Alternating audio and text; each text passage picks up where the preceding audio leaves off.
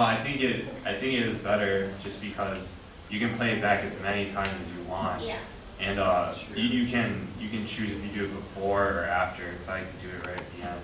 But like they were saying, if you hear other people, like I work on the writing part first, so I always hear other people talking, and that kind of throws me off. But all in all, I really like it. If there was more of a tutorial though in the beginning too, because the first few times I didn't do as well as the most recent time because when we were just practicing, learning how to do it, you don't have to be as loud and you have to so I think that if there's a better tutorial in the beginning, people would feel more comfortable. Yeah, overall, I don't actually mind it at all. It's really good overall because of what Anthony said about the being able to redo things and just fix your mistakes if you realize you just slipped up on pronunciation. The thing is, if we either have better microphones, or maybe I don't know if Audacity's a poor program, but just I have to shout into the thing or hold it with a millimeter away from my mouth, and even then it's a very soft playback. Yeah. So it's either that or I have to yell through the testing. There's a lot of technical difficulties that seem to have gone wrong too. You know? Yeah, with the computer systems. But yeah, sometimes it's difficult. I'm not familiar with Mac at all, except for what I've done in the lab.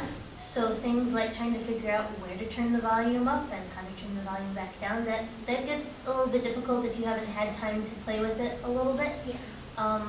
What I do like about it though is that, like you said, you can replay it as many times as you want, and as long as you've reserved enough time at the end of, I do the writing test first, just familiarize myself with everything again at 8:30 in the morning. So you can play it back and forth, back as many times as you want, and then formulate something, and you have as much time as you want as long as you've reserved enough time. So I do like that part of it, and there seems to be less pressure doing it that way. It just kind of take the pressure off. It seems less intense, I It guess. saves time.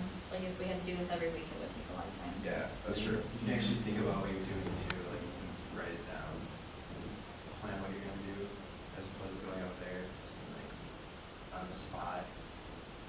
Yeah, that you can skip around, I skip around through the questions, I listen to them all first, and then I'll go through and do the ones that I definitely know first, and then that gives me a time to think about the other ones, whereas with an actual oral exam, you're stuck with that question on the spot. I also like that the professors don't get to see that blank stare on my face when I have no idea